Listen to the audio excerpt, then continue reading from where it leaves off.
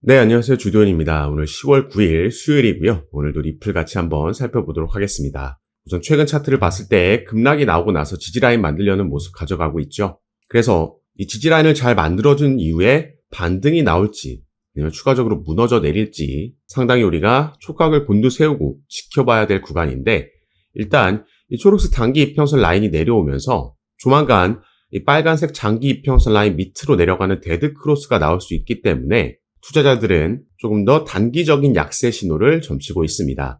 다만 다른 한편에서는 단기적으로 충분히 반등할 수도 있는 요인이 남아있기 때문에 오늘은 이런 부분도 말씀드리면서 설명해 드릴 거고, 또 리플의 소송 관련해서도 업데이트된 소식, 그리고 또 긍정적인 호재 소식까지 하나씩 주요 포인트 같이 살펴보도록 하겠습니다.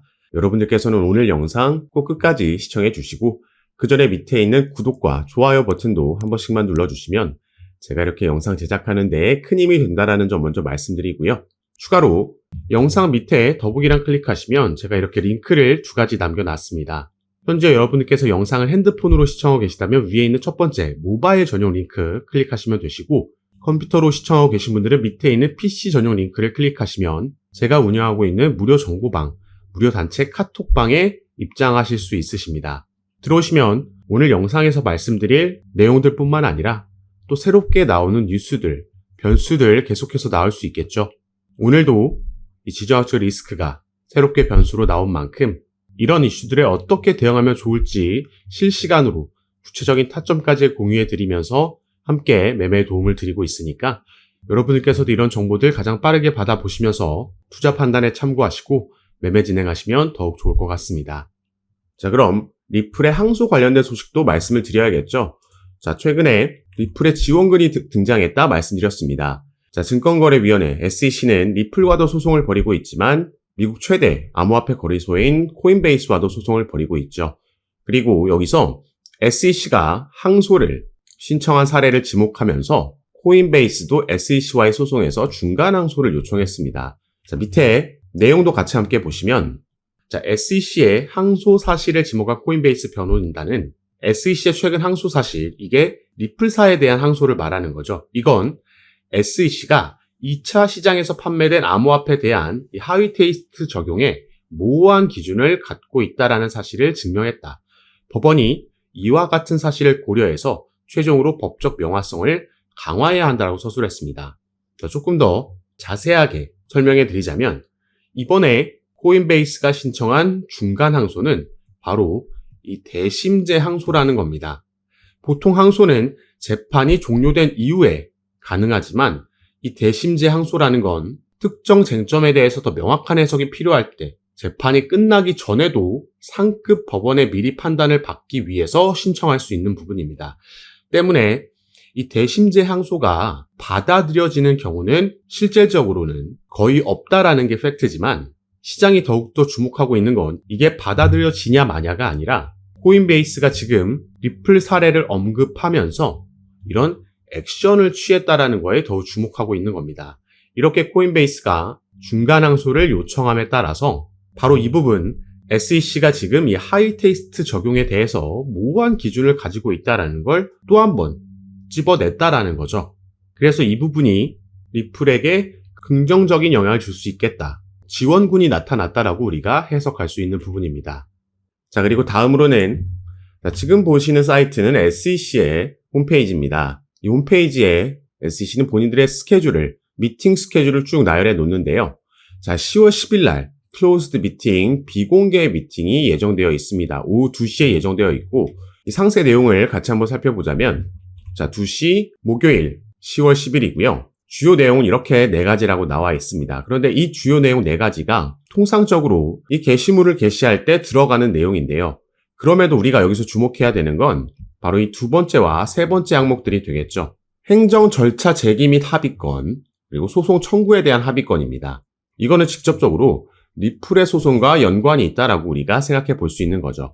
그래서 지금 커뮤니티에서는 리플 관련 합의 비공개 미팅이다라고 루머가 돌고 있지만, 이 부분은 합리적인 추론이고 확실히 리플 관련된 얘기를 할지는 아직 확실하지 않다라는 거, 이렇게 알고 계시면 좋을 것 같고요. 다만 그 시기가 10월 14일 SEC로서도 공식 항소를 결정해야 되는 그 날짜 거의 직전에 이루어지는 미팅이기 때문에, 그리고 이 14일 전에는 리플도 교차 항소를 진행할 수 있죠. 그 전에 진행되는 비공개 미팅이기 때문에 충분히 우리가 여기에 대한 기대감도 가져볼 수 있겠다. 이렇게 보시면 되겠습니다. 이전에도 설명해 드렸지만 SEC는 이 폼 C라는 양식 밑에 보이는 이 서류를 아직 항소 법원에 제출하지 않았습니다. 이 폼 C가 여기에 들어가야 되는 내용이 바로 어떤 거에 항소를 하는 건지 정확하게 기재를 해서 제출이 돼야 되는 부분인데, 이 양식 서류가 제출되지 않았기 때문에 공식 항소가 지금 신청이 된 게 아니고요. 항소 통지서가 제출된 거다. 이렇게 이해하시면 된다 말씀을 드렸죠. 그래서 아까도 말씀드렸듯이 14일 리플도 크로스 어필, 교차 항소를 할 수 있고, 이 14일 안에 우리가 조금 전에 살펴본 비공개 미팅에서 SEC 측에서 합의를 제안할 수도 있겠고, 또 항소 취하를 진행할 수도 있습니다. 확률이 그렇게 높다라고 볼 수는 없겠지만 이전 다른 사례들을 봤을 때 충분히 가능성이 있는 얘기다. 이렇게 볼 수 있다라는 거죠. 그래서 여전히 항소 관련된 변수들이 남아있다. 이렇게 이해해 주시면 될 것 같습니다. 그리고 또 리플 같은 경우에는 이 비트와이즈에서 XRP와 현물 ETF를 신청했다 말씀을 드렸는데요. 제가 최근 영상에서는 비트와이즈뿐만 아니라 또 다른 자산 운용사에도 신청을 했다라고 말씀드렸죠. 바로 이 카나리아 캐피털이고 마찬가지로 리플의 현물 ETF를 신청을 했습니다. 자, 그래서 이 부분은 기관들이 얼마나 지금 리플에 대한 기대감을 가져가고 있는지 알 수 있다라는 부분이죠. 자, 또 한 가지 예를 들자면 이 그레이스케일이라는 미국의 자산 운용사에서 여러 상품들 중에 트러스트라는 신탁 상품도 운영을 하고 있습니다. 그래서 비트코인도 그렇고 이더리움도 마찬가지로 이 트러스트 상품이 존재를 했고요. XRP도 마찬가지죠. 그런데 비트코인과 이더리움 같은 경우에는 이 트러스트 상품들이 현물 ETF가 승인되고 나서 바로 ETF로 전환이 됐습니다. 리플도 마찬가지로 이런 현물 ETF가 승인되고 나면 이 트러스트 상품들이 ETF로 바로 전환될 수 있겠다, 이렇게 생각해 볼 수 있는 거고, 그래서 최근 이 XRP의 트러스트 신탁 상품의 자금 규모가 무려 한 달 사이에 2배나 뛰어 올랐다라는 거죠. 그만큼 자본력, 이 자금력을 갖추고 있는 대형 기관들이 XRP에 기대를 걸고 있다는 걸 우리가 엿볼 수 있는 대목인 겁니다. 여기에 추가로 두바이에서 금융당국의 승인을 최초로 취득했다라는 말도 전해드렸고, 스테이블 코인도 이미 전체 발행량의 99%가 민팅된 거기 때문에 출시가 임박했다. 이 부분도 우리가 올해 안에는 충분히 기대해 볼 수 있는 호재 소식이라는 거죠.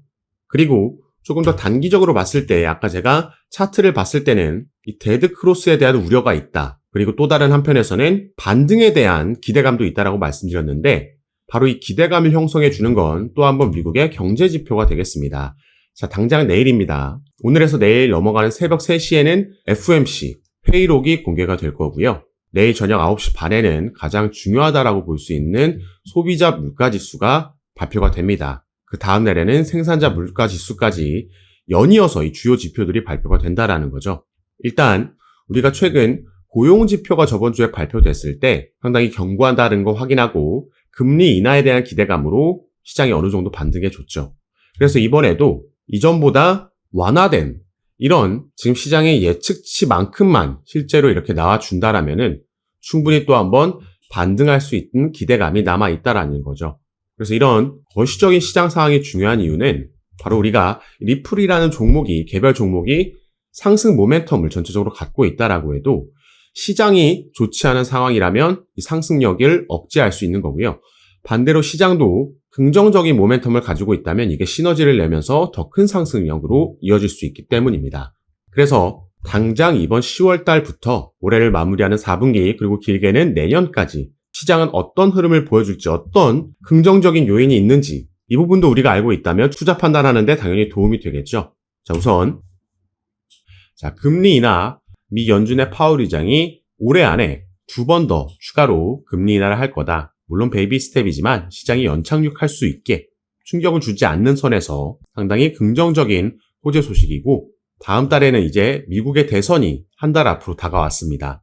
트럼프가 되면 더할 나위 없이 코인 시장은 큰 상승력을 보여줄 수 있겠고, 해리스가 되더라도 이 정도의 차이지, 해리스도 최근에는 본인의 입장을 암호화폐를 지지하는 입장으로 표명했기 때문에 어쨌든 지금의 바이든 행정부 때보다는 긍정적인 미래가 전망될 수 있다는 거죠.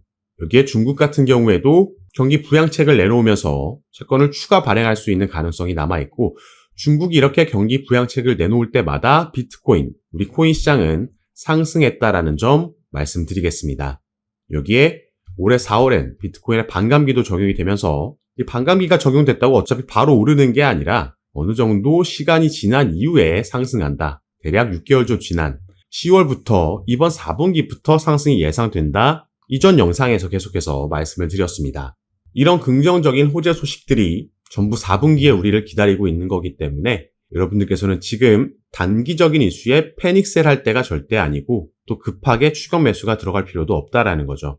우리는 조금 더 확실한 타점을 잡으면서 안전하게 매매를 진행하면 이번 4분기가 정말 큰 수익의 시작이 될 수 있는 시점입니다. 그래서 내년까지 이어질 상승장에서 우리가 확실한 수익을 안전하게 가져가기 위해서는 지금 어떻게 대처하느냐, 어떻게 타점을 가져가서 매매를 진행하고 어떻게 포지션을 잡고 비율을 조정하냐에 따라서 추후의 수익률이 달라질 수 있기 때문에, 여러분들께서는 이런 정보들 받아보시면서 이번에는 꼭 저와 함께 큰 수익 얻어가는 시간으로 만드셨으면 좋겠습니다. 이런 부분은 제가 아까도 말씀드렸듯이 영상 밑에 더보기란 클릭하시면 제가 무료로 운영하고 있는 단체 카톡방에서 가장 빠르게 이런 뉴스들, 변수들 공유해 드리면서 구체적인 타점까지 말씀드리고 있으니까요. 이런 정보들 받아보시면서 여러분 투자 판단에 참고하시고 매매 진행하시면 더욱 좋을 것 같습니다. 자, 그럼 오늘 영상도 끝까지 시청해 주셔서 너무 감사드리고, 저는 다시 카톡방에서 여러분들 대응 도와드리고 상담 도와드리면서 찾아뵙도록 하겠습니다. 감사합니다.